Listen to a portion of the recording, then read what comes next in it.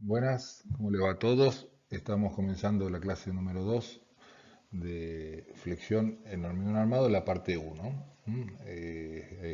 La clase número 1 fue un repaso de algunos conceptos del año pasado, así que bueno, en esta clase vamos a comenzar a ver flexión en hormigón armado, lo vamos a dividir en dos o tres clases diferentes para no aburrirlos y hacer un poco más ameno la charla.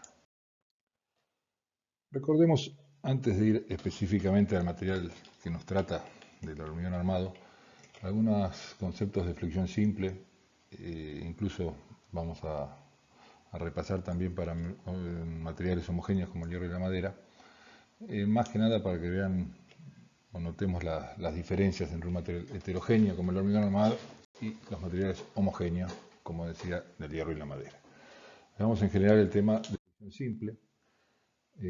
Supongamos una viga, simplemente apoyada, apoyos simples, sometida a una carga uniformemente distribuida. Imaginemos que marcamos dos líneas verticales previo a la aplicación de la carga y medimos la longitud L1 en la parte superior de la viga, la L2 en la parte inferior y la L0 en la parte media. Cuando aplicamos la carga uniformemente distribuida, vemos que la viga se comporta de esta manera, girando alrededor de los puntos fijos inamovibles, y notamos con sorpresa o no, como quieran verlo, que las líneas originadas en esa distribución mencionada anteriormente modifican su longitud.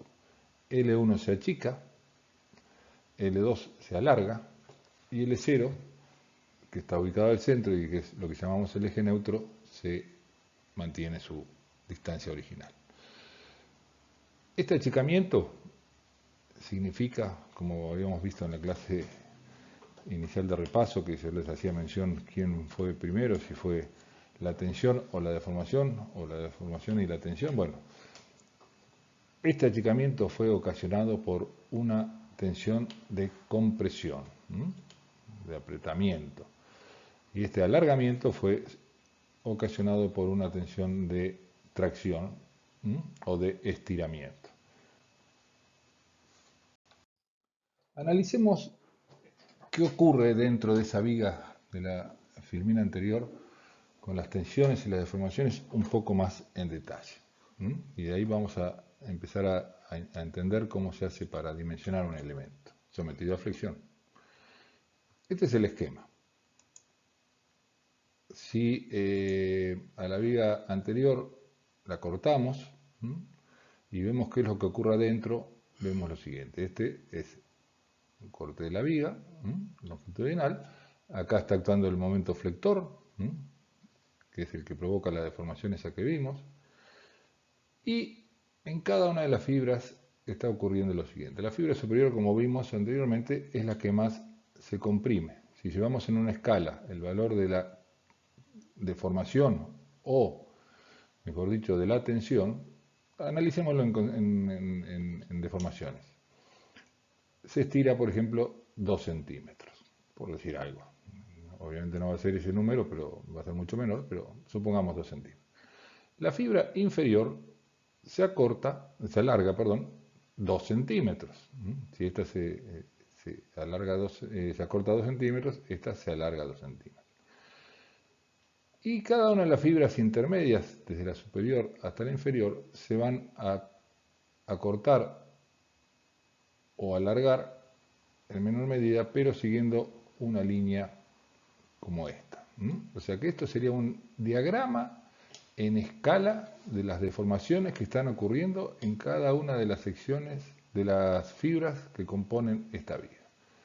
Insisto, esta es la más acortada, esta es la más alargada y ocurre una, en coincidencia con el eje neutro, que ni se alarga ni se acorta, o sea que mantiene su largo original. Se demuestra, cosa que no vamos a hacer, para no complicar el asunto, se demuestra que si yo me aparto del eje neutro una distancia ahí, por ejemplo, qué sé yo, 10 centímetros, lo digo esto para que tomen noción de lo que estamos hablando de medidas, no son entelequias ni nada raro, son cosas terrenales. Nos apartamos 10 centímetros del eje neutro, se demuestra que el valor de la tensión que ocurre en esta fibra, en esta, es igual al valor del momento que está solicitando a la viga por la distancia, esos 10 centímetros por ejemplo, dividido J, que J, les recuerdo, es el momento de inercia de la sección. Ustedes han visto el año pasado. Entonces, a medida que aumenta I, o sea que yo me alejo del eje neutro, la tensión aumenta como está indicado en este dibujo.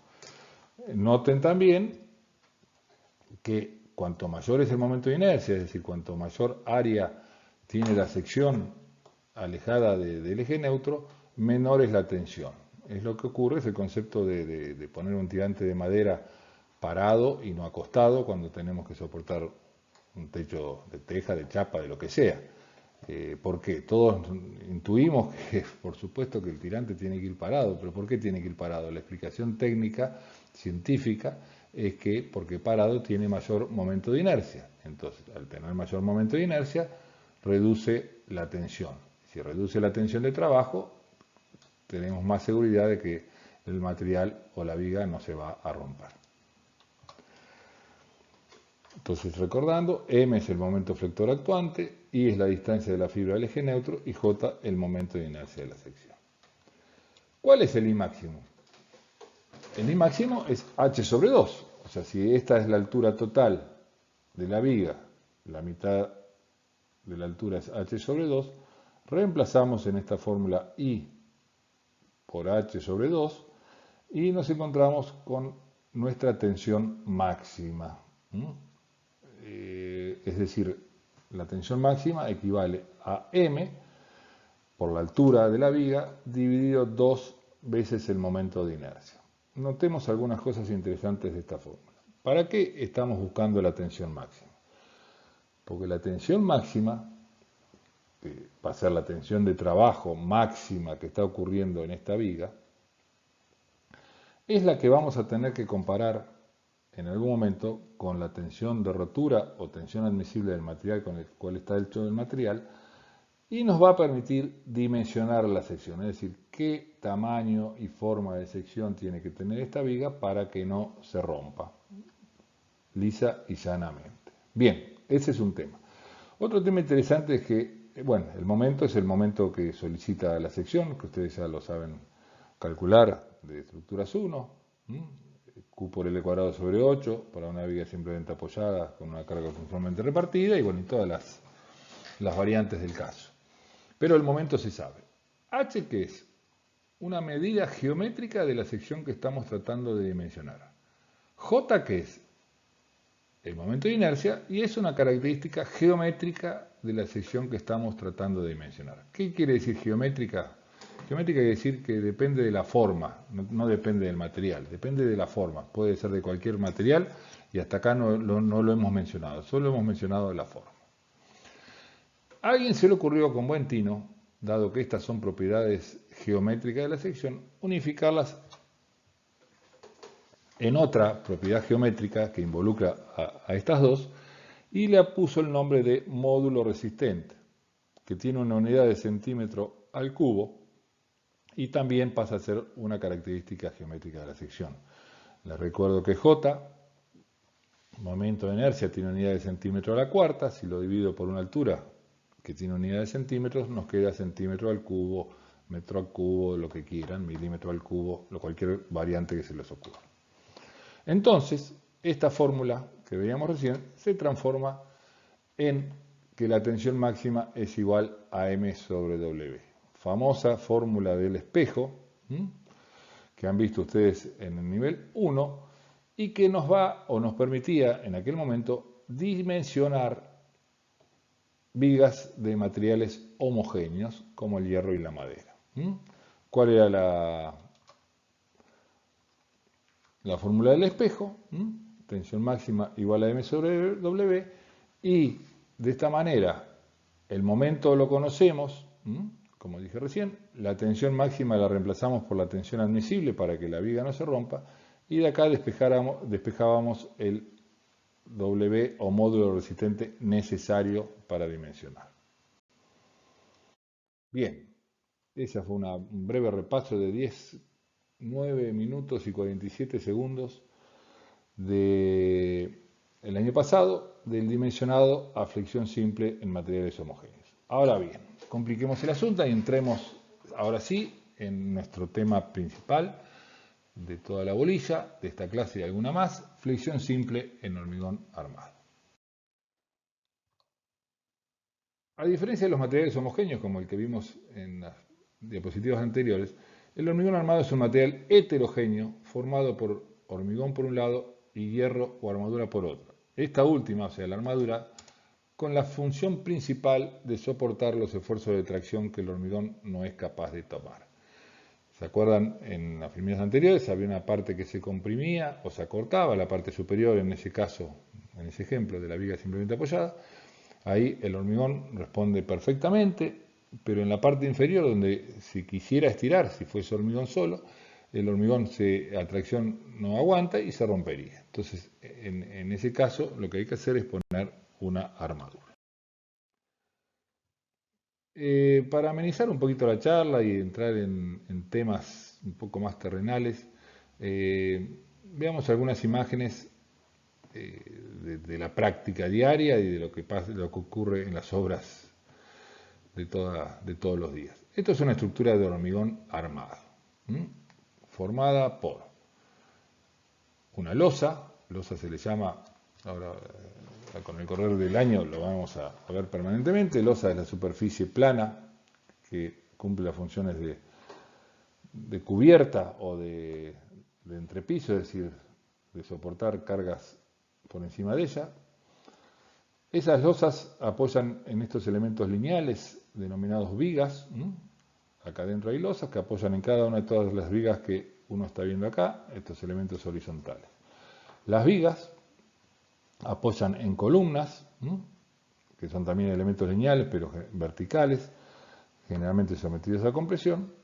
Y finalmente, debajo de estas columnas, que en estos momentos obviamente no se ven, están las denominadas fundaciones, que son las encargadas de transmitir las cargas de la columna a el piso. Es decir, tenemos la carga sobre la losa, que van a las vigas se cargan sobre las columnas van al piso y toda la estructura queda soportada en su conjunto de esa manera. Esto, por ejemplo, es una losa de hormigón armado, la parte superior, o sea, de hormigón armado. Va a ser de hormigón armado, le falta, por supuesto, el hormigón. Me refiero a losa, es esta parte superficial. Acá tenemos esta sombra que se ve ahí, son el futuro o las futuras vigas de hormigón armado. Esto que se ve acá es el encofrado es el molde de madera, de hierro, de plástico, que va a contener al hormigón cuando se lo vuelque. Estas son las armaduras que estuvimos mencionando recién.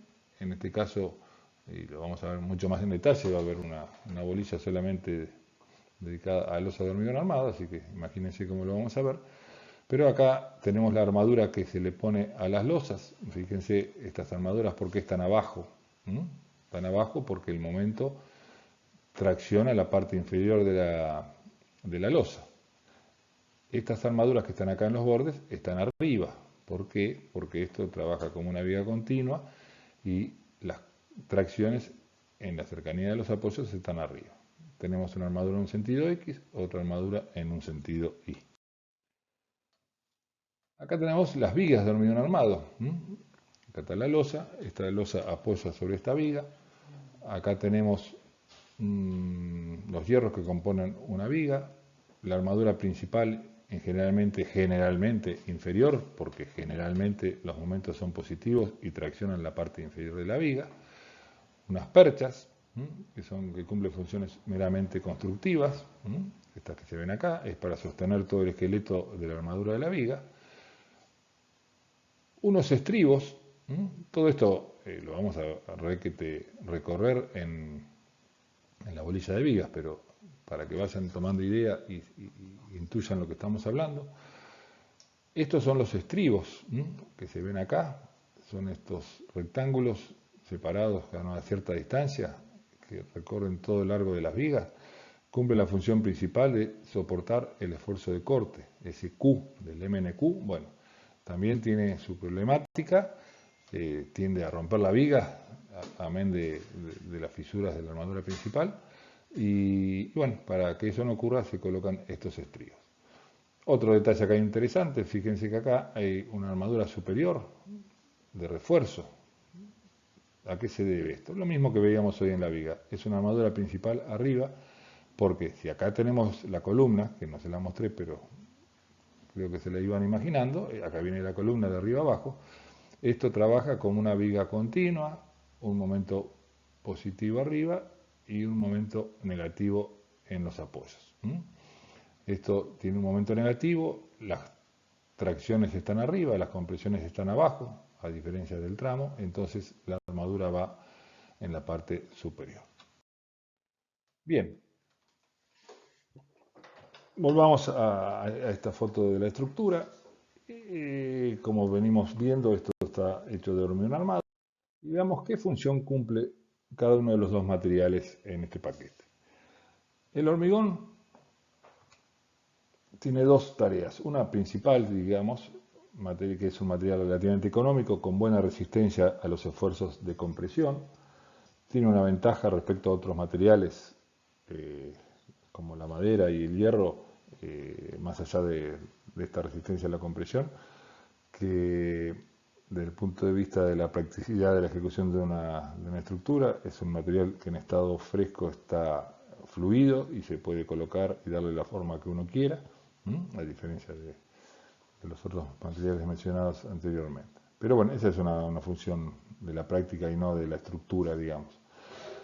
Y la otra propiedad que tiene, que no es menor, porque si esto no ocurriese tampoco existiría el hormigón armado, que tiene capacidad de proteger a la armadura de la corrosión. La armadura obviamente está dentro del hormigón armado y el hormigón, por dos o tres cuestiones, tiene, si está bien hecho, tiene esa propiedad de proteger la armadura. El cemento inhibe la corrosión de la armadura por un lado y la impermeabilidad lograda con buenos hormigones impide el ingreso del oxígeno, que es el otro elemento necesario para la oxidación. Veamos un poquito la resistencia del hormigón, cómo se numera. Recordemos que el esfuerzo, el MNQ, de la primera clase de estas tanda de clases presenciales, produce una tensión que la llamamos tensión de trabajo, de compresión o de tracción. Si esa tensión de trabajo es mayor que la tensión de rotura del material, se produce la rotura. O sea que nosotros tenemos que conocer cuál es la tensión de rotura de nuestro material, en este caso del hormigón. La resistencia del hormigón se evalúa a través de ensayos de probetas. Estas probetas, que habitualmente son cilíndricas, de 15 centímetros de diámetro y 30 centímetros de altura, se llevan a un laboratorio. Una vez que está realizado el hormigón, a los 28 días se lo somete a una carga de compresión hasta que se rompen. La carga de compresión en kilos, toneladas, dividido los centímetros cuadrados de superficie de esta circunferencia de 15 centímetros de diámetro, nos va a proveer la resistencia, que es la tensión de rotura, kilos por centímetro cuadrado o megapascales. Se la escribe con esta simbología, sigma prima BK. Cuando uno se refiere a la resistencia del hormigón y la escribe, se la escribe así, sigma prima BK. ¿Qué significa cada una de esas cosas? Sigma, como lo mencionamos en las primeras clases, es una tensión, y puede ser una tensión a la compresión, o mejor dicho, axil, se la llama tensión normal, a diferencia de las tau, que no es este el caso, de las tensiones tangenciales. Cuando vean la prima, el tilde, el acento, nos estamos refiriendo a resistencia a compresión. ¿Por qué? En este caso, el hormigón se acompaña con el prima porque ya mencionamos que el hormigón no tiene ninguna resistencia a la tracción, así que en principio no debería existir o no debería hablarse de la resistencia a la tracción del hormigón. En casos particulares se lo hace, pero no es nuestro caso justamente. P de hormigón, obviamente hormigón se escribe con H, pero esto se originó en muchas de estas circunstancias se iniciaron en Alemania y bueno, y betón es el término alemán para el hormigón. Y K significa característico, lo vimos también en las clases anteriores. El concepto de tensión característica es como si fuese una tensión de rotura, pero con un carácter estadístico. Acá tenemos la definición. No quiero hacer mucho hincapié, prefiero que se queden con la imagen de que es una resistencia de rotura y listo, más allá de saber que es, como la definición esta, es aquella que tiene una probabilidad del 90% de ser superada, bueno, etcétera, etcétera. Pero bueno, insisto, no quiero ahondar en este tema. Un comentario respecto a esta resistencia que estamos hablando. ¿Dónde juega todo esto en la práctica diaria? El calculista, cuando haga los cálculos, el dimensionado, lo que estamos tratando de transmitirle a ustedes pueden ser, y ojalá ocurra, calculistas de su propia estructura y de estructuras ajenas, proponen cuál tiene que ser la resistencia del hormigón.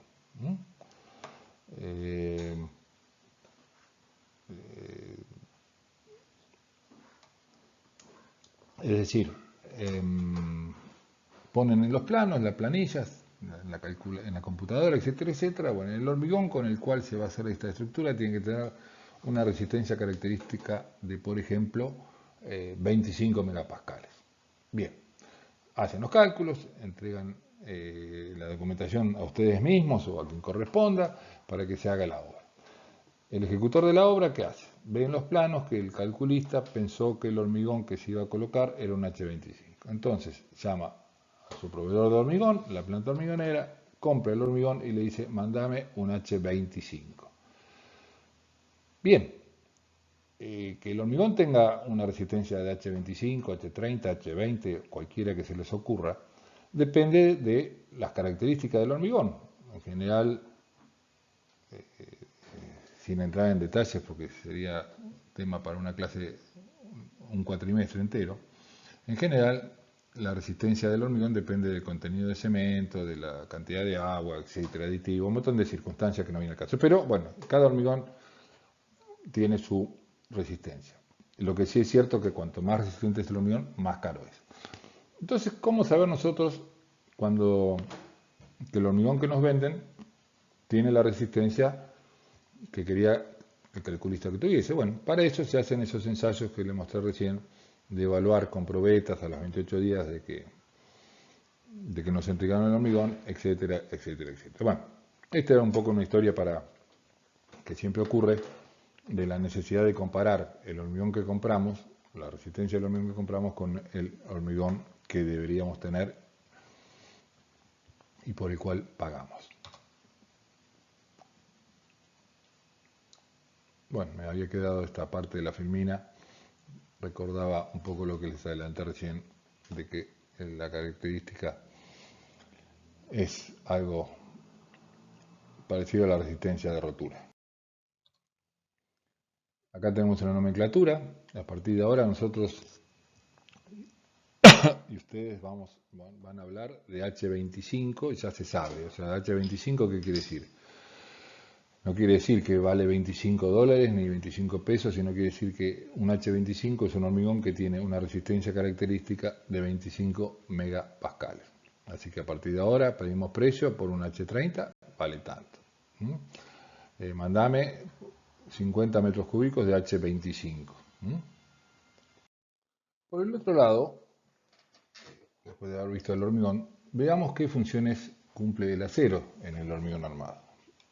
La primera, ya la hemos mencionado hoy y la clase anterior indirectamente y el año pasado también, es la más conocida, que es aportar al conjunto de hormigón armado un material resistente a los esfuerzos de tracción. Recordamos que el hormigón no posee resistencia a tracción, así que en una viga sometida a flexión alguien tiene que estirarse, entonces el acero aparece para ese fin. Eso por un lado. Por otro lado, indirectamente, si quieren pensarlo así, aporta una propiedad muy importante para la existencia del hormigón armado como tal, y es la siguiente. Recordemos el diagrama tensiones-deformaciones del acero, en particular este sector de acá. Analicemos acá lo que hemos escrito. Debido a su comportamiento en deformación, provee al hormigón una gran deformación antes de la eventual rotura. Habíamos mencionado en la clase anterior que el acero en particular no se trabaja a la rotura, más allá de los coeficientes de seguridad, sino se trabaja como si la rotura fuese este punto, el de fluencia. O sea, nosotros no podemos admitir que una viga no se rompa, pero que tenga una deformación de este tipo. O sea que a los efectos del dimensionado, la tensión de rotura, entre comillas, digo entre comillas porque no lo es considerada la tensión de fluencia. Y el acero va a estar trabajando siempre en este sector. Pero ¿qué pasa? Si por alguna cuestión no deseada, por supuesto, ni deseada, ni querida, ni debida, ni todo, llámenlo como quieran, ocurre algo que somete a la estructura a un esfuerzo mucho mayor al cual estaba pensado, y no hablemos de errores de cálculo, sino alguna situación indeseada, pero posible al fin. La viga, el acero, mejor dicho, de esa viga de hormigón o de esa columna de hormigón, por ese aumento de los esfuerzos y por lo tanto de la tensión, va a empezar a recorrer este camino con grandes deformaciones. Es decir, que antes de romperse realmente, porque recuerden que acá no se rompía, acá entraba en fluencia, antes de romperse, que es este punto, empieza a deformarse en gran medida. Lo cual, ¿qué hace? Nos posibilita a nosotros, eventuales moradores de la parte inferior o superior de esta estructura, a escaparse y no morir en el caso. Esto que parece cómico o no, llámenlo como quieran, bueno, es una situación real. Entonces, esto no deja de ser menor. Este comportamiento de fluir del acero después de determinada deformación o determinada tensión hace que la rotura del hormigón armado sea una rotura dúctil. Dúctil significa eso, con aviso, con grandes deformaciones antes de romper. ¿A diferencia de qué? Para terminar de redondear la idea. A diferencia, por ejemplo, del vidrio. El vidrio tiene una rotura frágil. ¿Es resistente el vidrio? Sí, es muy resistente, aunque no parezca. Pero se rompe con pocas deformaciones. O sea, lo golpeamos y esa pequeña deformación provoca su rotura. El hormigón también es un material, entre comillas, frágil. Parece resistente, efectivamente lo es, pero su rotura se produce con pequeñas deformaciones. Así que esa es la otra función principal del acero. Veamos cómo se mide la resistencia del acero. Bueno, sigma EK 4200 kilos por centímetro cuadrado, que significa 420 megapascales. ¿Qué significa cada cosa? Sigma, al igual que el hormigón, tensión normal de tracción. ¿Por qué me di cuenta que era de tracción? Porque no tiene el tilde. E, acero, no sé bien, nunca entendí bien por qué, pero bueno, E quiere decir acero. K, valor característico, como si fuese de roca. ¿Cómo se nos presenta a nosotros comercialmente el acero? Porque, bueno, hasta ahora venimos, salvo esas fotos de las losas, las vigas, venimos hablando de entelequias, digo yo. Meterle acero al hormigón en su interior. ¿Cómo hacemos? Bien, esto en la práctica comercial diaria se consigue a través de estas varillas de 12 metros de largo que tienen estas conformaciones, estas muecas, cuya finalidad es mejorar la adherencia entre el hormigón y el acero. Es necesario que haya una adherencia entre las barras y el hormigón. Si esa adherencia no existiese, si las barras corriesen dentro de sus huecos en el hormigón, el material no funcionaría en su conjunto y sería una cosa que no tiene nada que ver con el hormigón armado tal cual lo estamos concibiendo. Entonces tiene que haber adherencia, hay una adherencia natural entre el cemento o el hormigón y el acero, pero es necesario mejorarla y se lo consigue a través de estas nervuradas, nervios mejor dicho, y hace que las barras sean nervuradas. Bien, acá tienen la nomenclatura que se ve que vienen en las barras. Esta es la marca, por supuesto, Asindar, para que vean que no tengo ninguna referencia. Acá tenemos otra marca que es Acerbrag, que significa acero de bragado, donde se fabrica esta marca de aceros. Y acá tenemos dos numeritos. 420 es la tensión de fluencia, fíjense, no de rotura. 420 megapascales, los famosos 4200 que veíamos hoy. Y 12 es el diámetro nominal de la barra. Viene de la industria, nos provee distintos tamaños de barra de acuerdo a nuestras necesidades. Si la viga necesita más hierro, se ponen barras de mayor diámetro, etc. Acá tenemos una tabla comercial que nos da las características. Estos son los hierros nominales o comerciales, si se quiere, de nuestro país. No hay cualquier diámetro, sino hay que buscar, cuando hagamos los dimensionados, este tipo de diámetros. 6, 8, 10, 12, de ahí de 2 en 2, 16, 20, 25, hasta acá diámetros comerciales que se consiguen normalmente en cualquier corralón, y después algunos diámetros que, si bien son comerciales, se trabajan a pedido, 32 y 40 milímetros. Acá tenemos el perímetro, no es un dato que sea importante. El peso de la barra, es un dato más que nada comercial. El hierro vale por lo que pesa, así que si uno quiere tener una idea de lo que vale una barra, sabiendo el kilo, el peso del específico del acero y del precio lo puede sacar. Lo que pesa una barra de 12 metros, como es que no viene. Y acá tenemos las áreas de cada diámetro.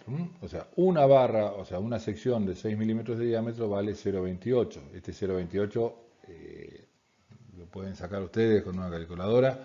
Recuerden que la superficie de una circunferencia es pi por diámetro al cuadrado sobre 4. Entonces, pi por 0,6 al cuadrado dividido 4 da 0,28.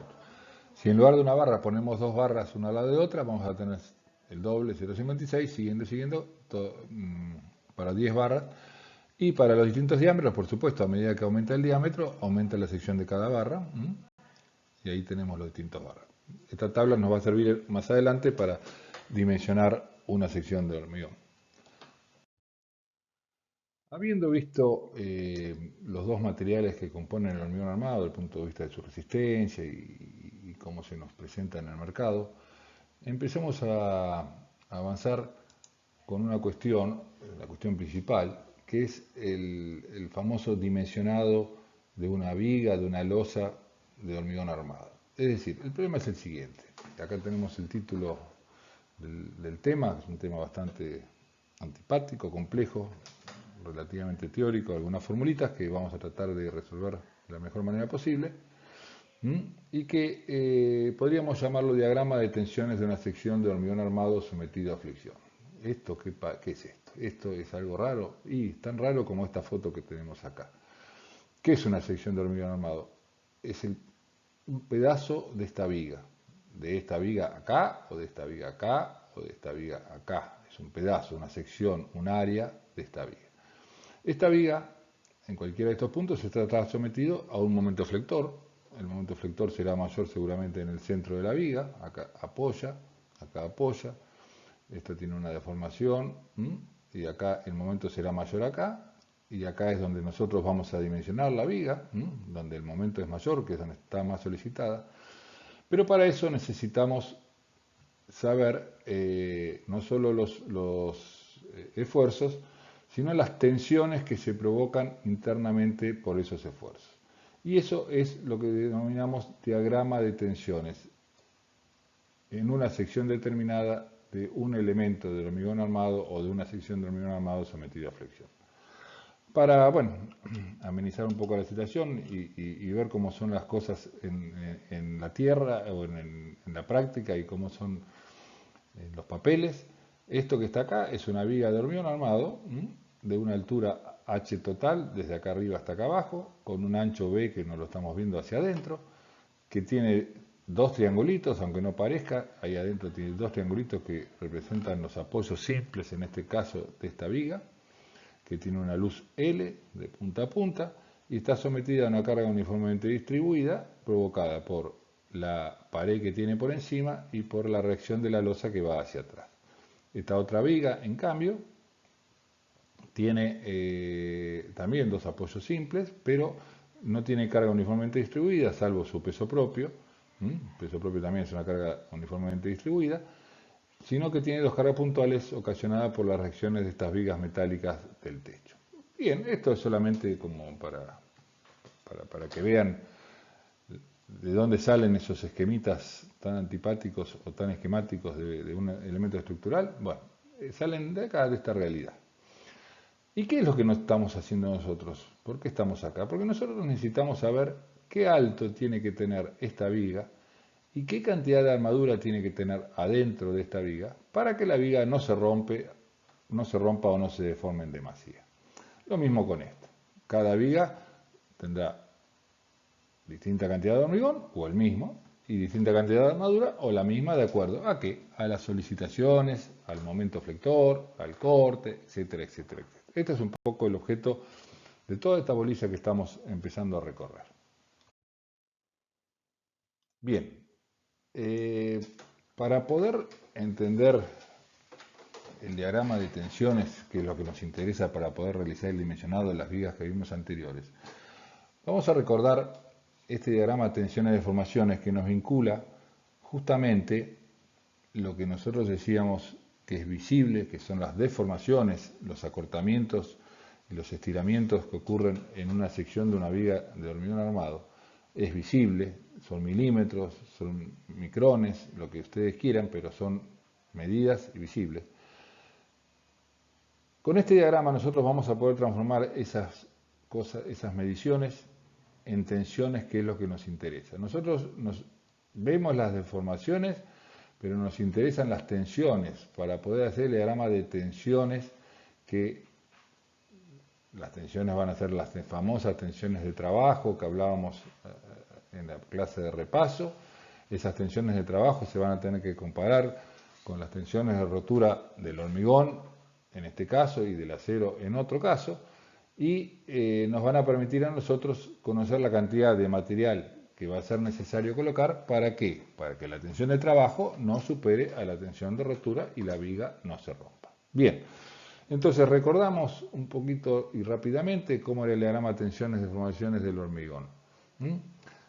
Para una determinada tensión provocada por una carga, la probeta en ese caso, o la viga en este caso, empieza a comprimirse, siguiendo esta línea. O sea, a medida que aumenta la carga, la deformación aumenta, por supuesto, la deformación aumenta, pero lo hace en forma curva. Habíamos hablado que para simplificar el asunto, para hacer más fáciles los cálculos, no, ni más ni menos, no es que querramos simplificar la forma de trabajar de la viga, sino para que los cálculos no sean tan antipáticos y complicados, habíamos rectificado esta curva en una parte ascendente, como si fuese un material elástico que cumple la ley de Hooke, hasta un cierto punto, y en ese punto la habíamos nuevamente torcido o girado, como quieran,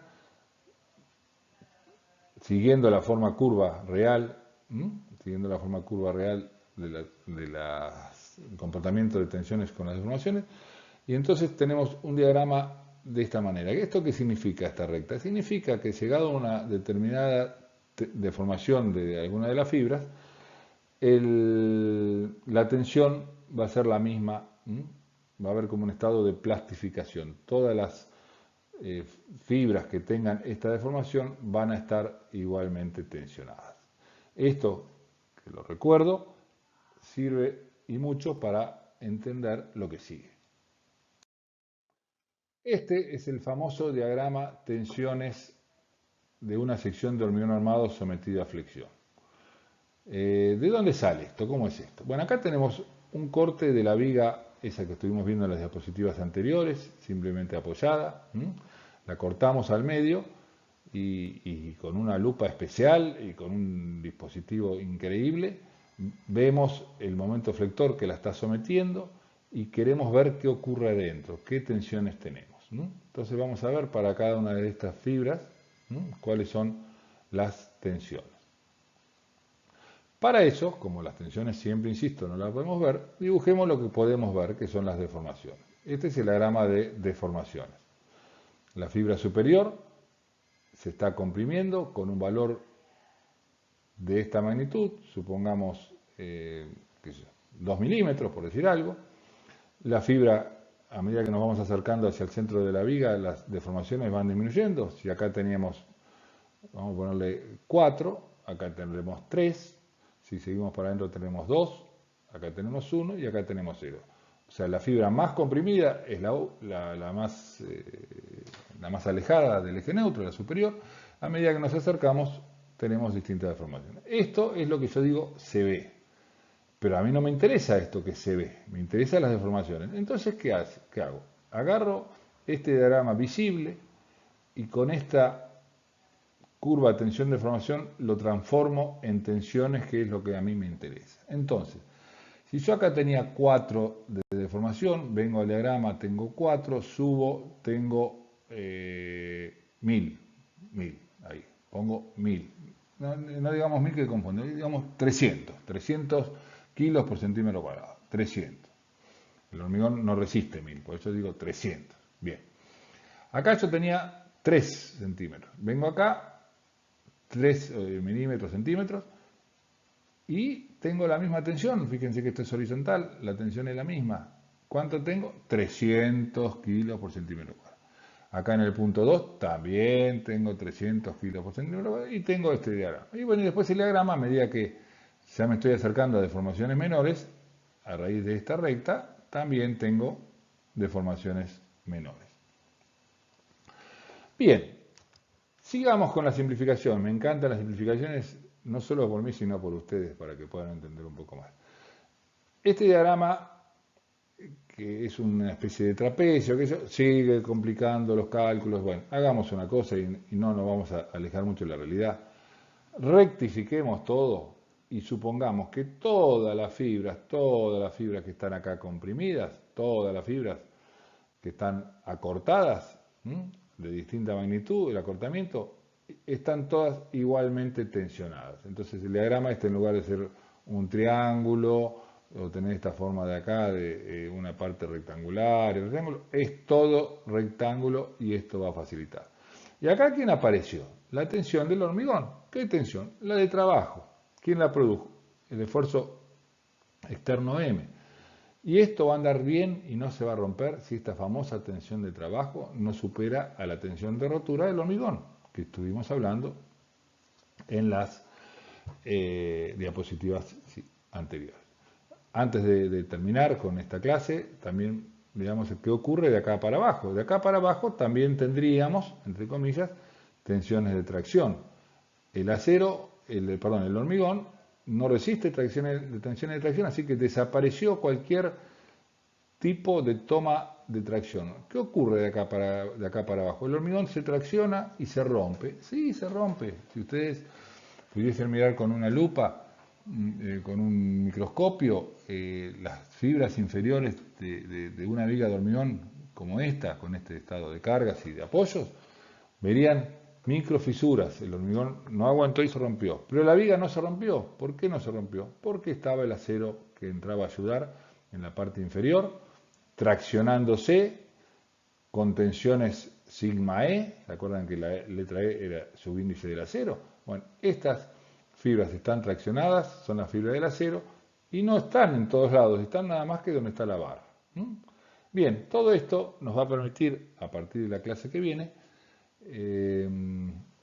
empezar a hacer algunas cuentitas y algo para poder dimensionar una sección de hormigón armado sometido a flexión.